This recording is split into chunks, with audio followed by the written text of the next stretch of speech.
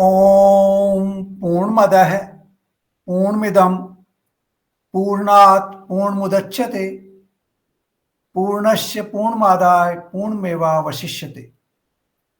So welcome to our Saturday morning session on Bhagavad Gita. First of all, let me extend my good wishes for Navratri. This is the time of spiritual rethinking, spiritual path, and let us celebrate this time to enhance our knowledge on spiritual issues and to enlighten ourselves. Now we shall continue on our journey of chapter 15, verse number 12 onwards. Now, verse number 12 reads like this: सूर्य में स्थित जो तेज संपूर्ण जगत को प्रकाशित करता है तथा जो तेज चंद्रमा में और जो अग्नि में है उसको तू मेरा ही तेज जान. Now, in the verses from verse number 12 to verse number 16, Lord Krishna is describing the supreme power, or the power of the supreme. It is not, some people consider that he is, egoistic. He has a lot of ahem. That is not the case. Here he is talking as the supreme power, as Brahma. He is one with Brahma, and therefore in certain phases when he refers that it is my tej, or this is my power, or this is my Shakti, it basically means that he is describing the power of the Supreme. So here he is talking about that he is telling in a very simple language. This chapter actually is very practical chapter for all of us. In this chapter he started with what is this world, संसार क्या है, हम संसार में कैसे उलझे रहते हैं, संसार से ऊपर कैसे जाएं, हम पुनर्जन्म को क्यों प्राप्त होते हैं, उसकी क्या प्रक्रिया है, how we go back into this world, how our suksham sarira leaves at the time of death and acquires a new body. So all these things have already been explained. These are very practical issues of our day-to-day life. Now he is explaining the power of the Supreme, that the sun, how the sun is giving light. You see, the sun is approximately 1.5 million miles from the earth. Now imagine if it does not, it is actually 1.5 billion miles, not million miles, billion miles. Now, for example, if sun does not rise for 2 days, what will happen? Though it is very, very far, but it sustains life on planet Earth. It also sustains the entire solar system. All the Navgraha, which we call in our ancient language, all the 9 planets, they revolve around the sun. And the sun is sustaining all of them. So that power, not only the power of providing light, but the power of sustaining life. In fact, the pranic energy inside our body is sustained by the sun. The whole energy in our body is activated by the sun. When the sun sets in the night, our energy becomes absolutely dormant and we sleep. And when the sun rises in the morning, our energy gets re-energized because of the power of the sun. Power of the sun also provides fertility to the earth. You will see that the grass in certain patches does not grow because the sun is not coming into those patches. Or plants are not growing because the sun is not coming into those patches. So the sun is the source of life. Actually, Prasnopanishad, there's a question in that Upanishad only on that. In the question was that how the life is sustained. And then the answer by the Guru in that Upanishad is elaborating that how the sun sustains life on the planet Earth. So this is what Lord Krishna is saying, that the life is sustained. The whole jagat ko prakashit karta hu. It not only means that he is providing light, but it also means it's sustaining life in the entire universe. And चंद्रमा में जो तेज है, now you see that our ancestors knew that the light which is coming from Chandrama is also coming from the sun, but it changes considerably by the time it comes from Chandrama to the earth. It actually becomes cool. The sun is hot and this light becomes cool. So the beauty of the sun, the phases of the beauty of the moon, the phases of the moon, the cool uh, light which comes from the moon, this is all coming from the Supreme. And also from the fire. Fire, when we put the fire on, all that light, basically he means to say that all that Tej, all that enlightenment, all that energy which comes on the earth is coming from my supreme power.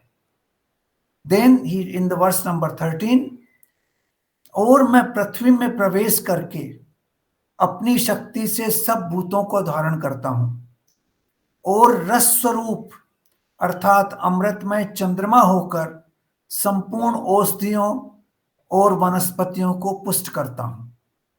Now, this is not only a statement, but it also is science behind it.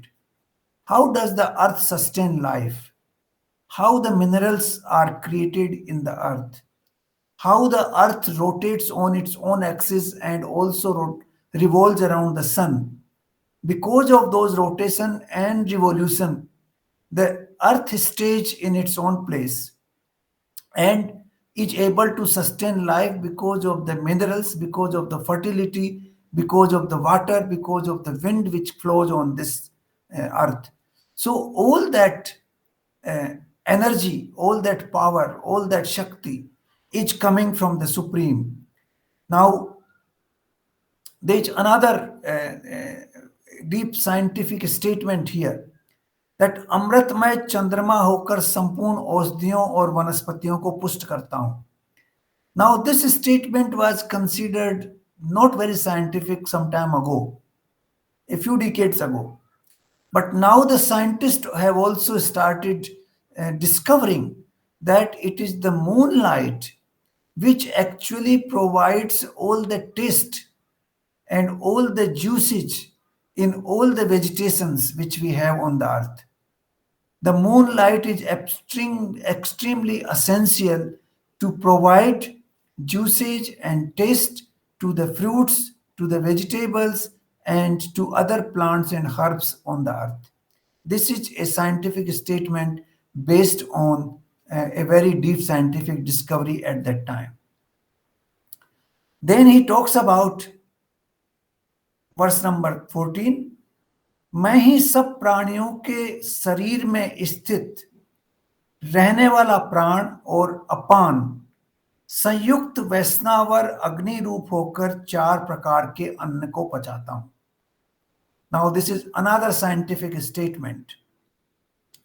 You see, the pranic energy was not even today the modern science does not consider it very significant, but gradually in the recent decades the new scientists have come to realize that there is an energy inside our body which is actually allows us to take the food inside, to digest the food, to break the food into various components like blood and bones and neurons and whatever variety of ingredients which body is requiring, then transmitting that energy into various parts of the body, the Vyan Pran.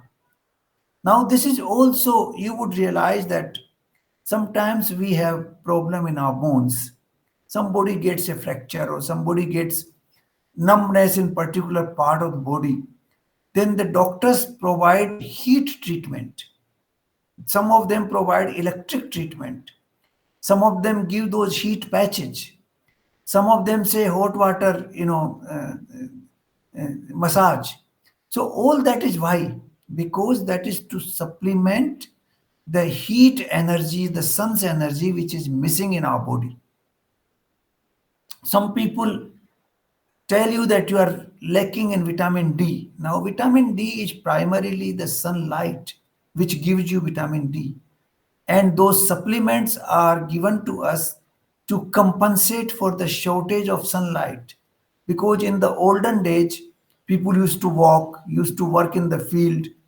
There were no, modes of cars and things like that. So we were exposed to the sun throughout the day, and there was no shortage of sunlight in the body. But because of the modern lifestyle, we have shortage of sunlight, and that is why this deficiency comes. And then the doctor has to supplement it with heat patches, electric shocks. All that is because the pranic energy in that particular part of the body has become inactive or less active. So that is one of the reasons that heat treatment is required. So the five pranas, that is the main pran, that is the breathing system. We take the, breathing inside and we exhale. That is the main pranic instrument. Then the saman pran, which takes the food inside. When we gulp the food, it goes inside our stomach.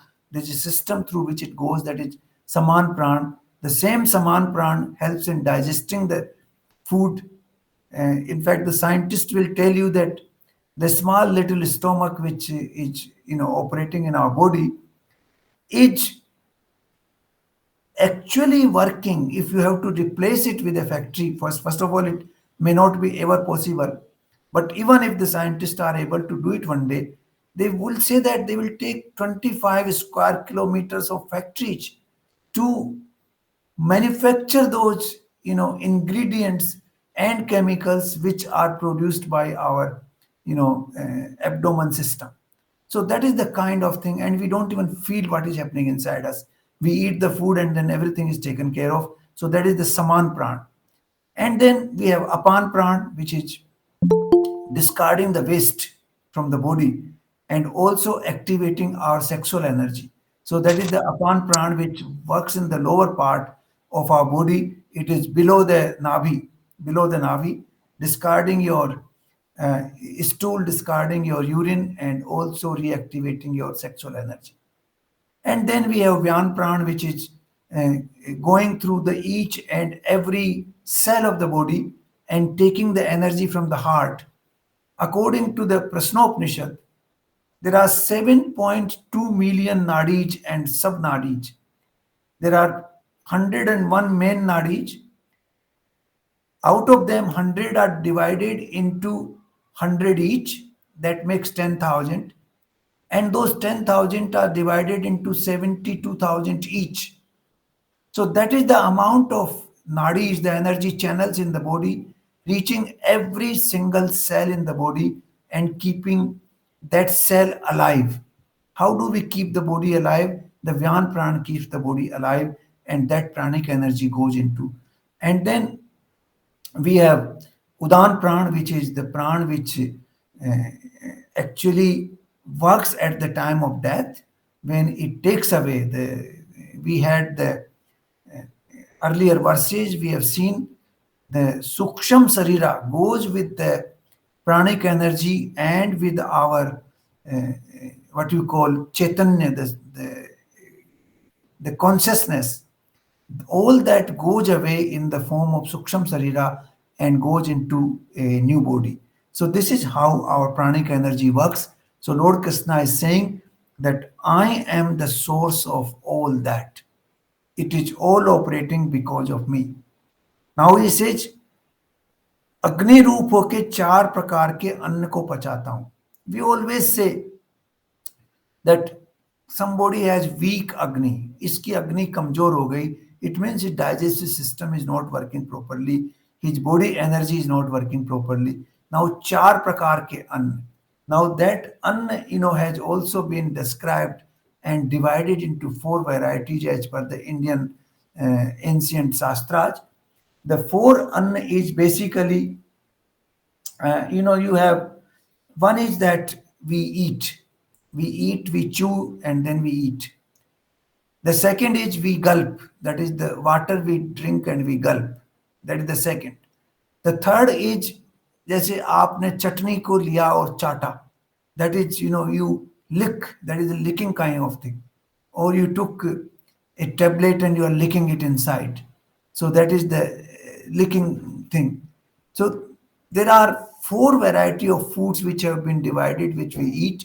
All these four variety of food is actually digested by this energy. This energy helps in digesting all the four variety of foods. So this is what pranic energy. He is the source of that energy.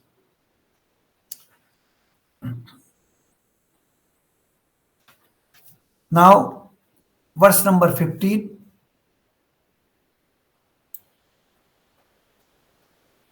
मैं ही सब प्राणियों के हृदय में अंतर्यामी रूप से स्थित हूं, तथा मुझ में ही स्मृति, ज्ञान और अपोहन होता है, और सब वेदों के द्वारा मैं ही जानने के योग्य हूं, तथा वेदांत का कर्ता और वेदों को जानने वाला भी मैं ही. Now he has again described that he said earlier also that I am the Chaitanya in everybody's heart. So here again he is saying that it is me who is inside अंतर्यामी रूप से स्थिर हूं. That is the consciousness which is rooted inside our body is because of him. That consciousness is the one, because of that we are able to walk, we are able to talk, we are able to see, we are able to think, we are able to digest our food. All that is because of that consciousness. And he says that it is me who provides that inside heart of every living being. Then in the inner instrument, Smriti, Gyan and Apohan, these are three great qualities. Smriti means the memory of the past. For example, if somebody doesn't have memory of the past, what happened yesterday, what happened day before, we consider him as mad. That is what happens. Because he cannot identify whom he met yesterday, who are his parents. He, the loss of memory will not be able to, guide his life in the future. He can't even find his house. He cannot find where he comes from, where he has to go, what he was doing yesterday, what he has to do tomorrow. So the memory, the instrument of memory which is in our mind is extremely important. It is important for us to live a life in this world.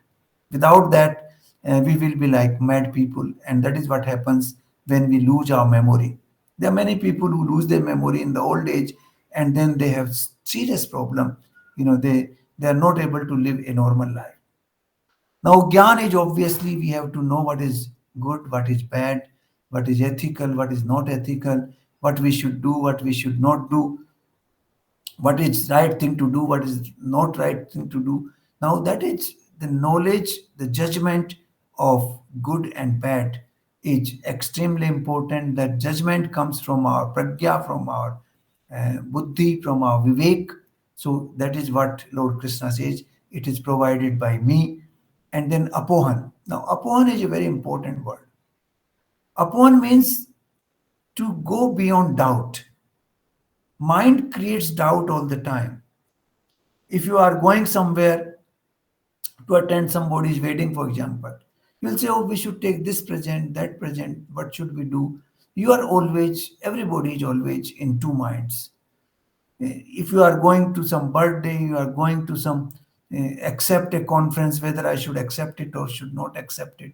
What should I do? There's always, second thought in our mind. Upon means to overcome that thought, to give you the final judgment based on the correct knowledge. So that apohan is extremely important. So all that, these are extremely important powers for us to live in this world. Without all these powers, we are unable to live in this world. And all these powers emanate, they come from the Lord, from the Supreme, from the Brahman. And that is why he said in the beginning that root are upstairs, upwards, and branches are downstairs. So from those roots, all these powers come to the branches, and we are part of those branches. We make our own branch in the world, and but the power comes from those roots which are upwards. So this is what Lord Krishna is explaining here. Now, verse number 16. इस संसार में नासवान और अविनाशी ये दो प्रकार के पुरुष हैं। इनमें संपूर्ण भूत प्राणियों के शरीर तो नासवान है और जीवात्मा अविनाशी कहा गया है। Now here he ends again, coming back to what we call Kshetra and Kshetragya. Sarir is Kshetra and Jivatma is Kshetragya. Sarir is Naswan, that is, transient. It comes and goes. The Jivatma is eternal, it stays forever, it is constantly with us, and it is without any depreciation, without any destruction. This is what he said in chapter 2 as well, that the Atma is cannot be cut with weapons, it cannot be wet with water, it cannot be dried with fire, it cannot be burnt into fire, cannot be dried by air. This is what he said. So he is summarizing it here, because this chapter in a certain way is a summary of all the practical aspects of life. So that is what he said here, that every human being, or every being, not only human being, every species of life has two parts. One part is the body. The body is subject to depreciation and destruction, and the Chaitanya, the consciousness, is completely eternal, is not subject to depreciation and destruction. Now, here, I would like to repeat, in fact, to make it very clear, a few things, because that will help us in clarifying the whole concept. Now, how the whole system is integrated in this universe, we should understand that. The integrity of the entire life system, entire world, and the consciousness. From the consciousness comes Mahat Tattva, and from there comes five elements of life. Five elements is Akash, Vayu, Agni, Jal, and Prithvi. They become gross, from subtle to the gross. Mahat Tattva is very subtle. Ahankar is very subtle, and then Akash is also very subtle. But then air is less subtle, and water is less subtle, and earth is very gross. From these five tanmatras comes the entire thing. All the five senses of our perception, the five senses of our action, and the five, elements in the universe, they come all from these five tanmatras. So all this is integrated. Just to reiterate, the power of hearing is linked with Akash.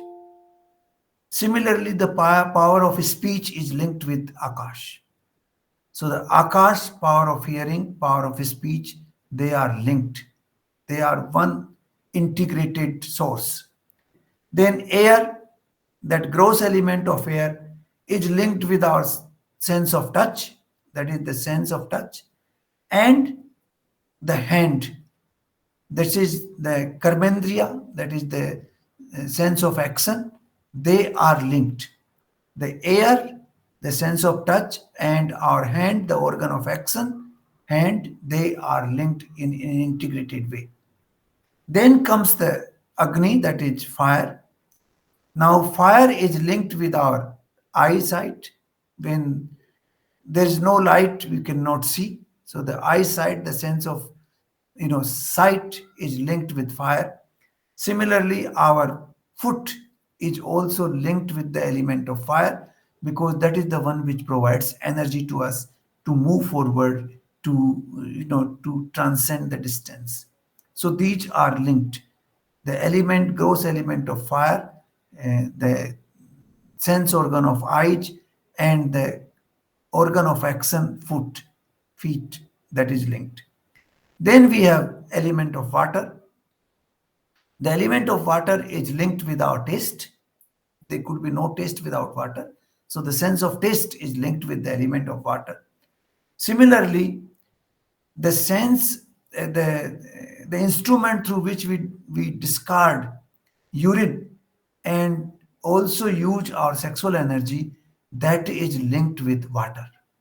So these elements, the water is linked with taste, it's also linked with our discarding of urine and the sexual instrument. So this is linked with water. And then the earth, element of earth, is linked with our smell.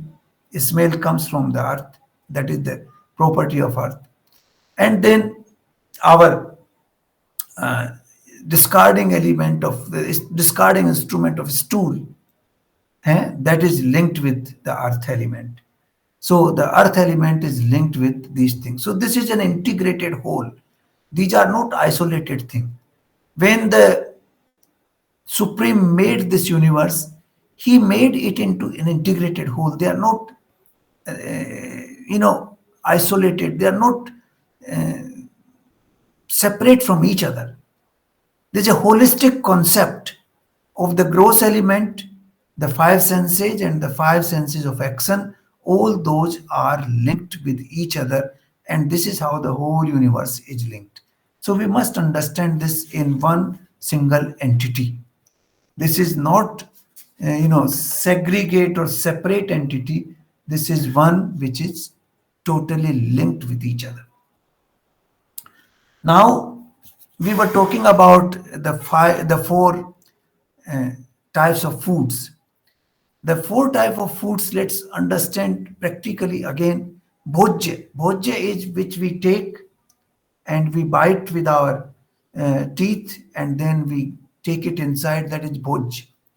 Then pay is the one which is like water or juice we take and drink. That is the pay. That is another type of food. Then third one is, it's called choshe. Choshe means, you put a tablet inside और उसको चूसते रहो. Or we take something like we take muleti and we इसको चूसते रहो. So that is choshe. And next is ले, जिसको आप हाथ में लेके चाटते हैं. That is चाटना. So these are the four variety of foods which are used. This is all science. So the food have been divided into four varieties. The pranic energy has been divided into five. The sense organs are all linked with the five gross elements of nature. The action, the element of action in our body are also linked with the five gross elements. So the whole universe is linked with each other. They work in tandem. They are not isolated things which are not linked. That is what we have to understand. There is one single entity which governs the entire system. Now, these verses from verse number 12 to 16, if you look at these verses in different forms have come in other parts of Bhagavad Gita before. Let me go back to chapter number 7. In chapter number 7, verse number 7 to 11 refer to the same powers of the Supreme. Just to give you an idea, he says, हे धनंजय, मुझसे भिन्न दूसरा कोई भी परम कारण इस संसार का नहीं है. इस संसार का कारण मैं ही हूं. ये संपूर्ण जगत सूत्र में सूत्र की मणियों की तरह इस तरह से पूरा गुथा हुआ है. The whole universe is one single entity. It is woven like the beads of the thread into the thread. Like you have a mala in which there are flowers and the thread is holding all the flowers together, though the thread is not visible, but without the thread, there is no mala. And the whole thing is, one single entity. So this is what the whole universe is interconnected and it is one single entity. Now, in the same chapter 7, he said earlier, जल में मैं रस हूं, चंद्रमा और सूर्य में प्रकाश हूं, वेदों में ओंकार हूं और आकाश में शब्द हूं, पुरुषों में पुरुषत्व हूं. So he said those powers earlier in chapter number 7. He also referred to those powers in chapter number 9 from verse number 16 to 19. And let's see those verse number 16 to 19.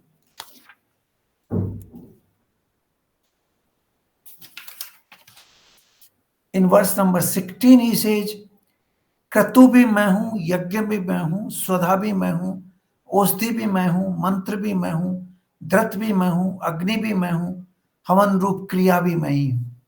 Yeah, this is all one single entity, the supreme power, coming into different forms. Then he says, verse number 17, chapter 9, मैं जगत का धाता, धारण पोषण करने वाला, कर्मों के फल को देने वाला, पिता पितामह है, जानने योग्य पवित्र ओंकार, ऋग्वेद, सामवेद और यजुर्वेद भी मैं ही हूं. So he said that in chapter 9, and he also said similar thing in chapter 13 in when he was describing the power of the supreme. So the meaning of all this, he wants to tell Arjun very clearly that this universe is not into fragments. This is not a fragmented entity. It appears to be a fragmented entity to us, but it is not. It is one single entity which is actually woven in a very systematic order. It has a deep science behind its existence, behind its interconnection. So, this is what he wanted to tell Arjuna, that don't consider every single part as separate part. It is all woven into me, into the Supreme. And the Supreme should be the Supreme power. If you realize that Supreme power, then you will realize the whole entity is with you. Then you are not, separate from that entity. So this is the reason why Lord Krishna has uh, again and again, in fact, three times in chapter number 7, in 9, in 13, and now in 15, is emphasizing on those things which keep this whole universe in one single entity. Now look at the science. This we look at what we call solar system. Now solar system is woven with each other. All the 9 planets are circling around the sun. They are also rotating on their own axis, and the sun is providing them the energy, and the whole system is one single entity. But then the solar system is again woven into a bigger entity called what we call uh, you know the whole galactic entity, galaxies. So the galaxies are, there are so many solar systems, millions of solar systems in each galaxy. So they are woven. It's exactly the way in which in our body the cells are woven into what we call organs, and organs are woven into what we call the system, body system. The digestive system, the circulatory system, or the you know respiratory system, and those systems are woven into our body. Whole body is a big organism of all these systems. So everywhere we must see these systems. In reality, when we look at the world, we find that every entity is separate. But it is not so. This is what Lord Krishna was explaining. And that is why he started this chapter saying that ki root of this tree are upwards and the branches are downwards. So we are coming from those roots. So don't forget that this whole universe is one single tree, and we are part of that tree. We are one of the small branches of that tree, and we are creating our own world, or we can say we are creating our own branch on that tree, and we are having our own leaves on that tree, and each branch is also creating its own fruit on that tree. So this is what he wants to say by that one single tree with roots upwards and branches downwards. So we have to look at this, that the whole universe is woven, it is interconnected, it is one single entity, and the source of that single entity, the source of the entire universe is that single entity called the Brahman. Or you can give any name, whatever name. You can call it universal consciousness or whatever name you like. So this is what Lord Krishna wanted to explain in these verses from verse number 12 to verse number uh,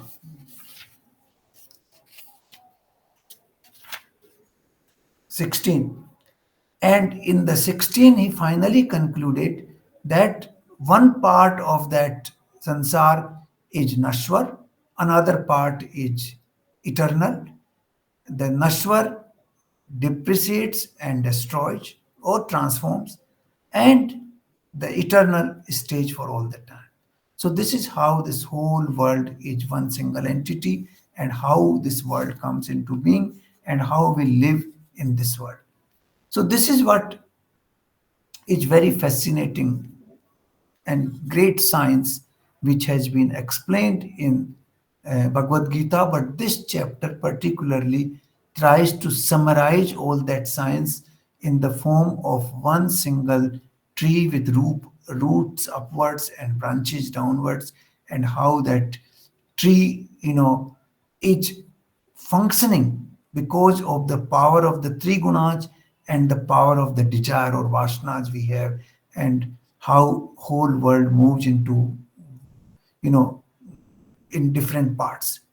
Now when we, let's understand it in a with more simple example. When we make millions of different statues from the clay, you can make Ram and Krishna and Gopal and, John and Jesus Christ, or a tree or a house from the clay. You can make thousands of different entities from the clay, but the material is one, that is single clay.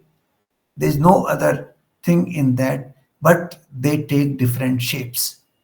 There are millions of different shapes, but material is one. Similarly, in this universe, the material is one, that is the Paramatma. From that, you have millions of different entities. So don't think that they are all separate. They are not. They are integrated whole. They are one single entity. Let's take gold. You go to a gold shop. You have thousands of different, ornaments. But ultimately, all those ornaments have gold. When you sell an ornament to the jeweler, he will not take it as ornament. He will take it as a value of the gold. What is the value of the gold in that ornament? He buys by that. He will pay you only the value of the gold.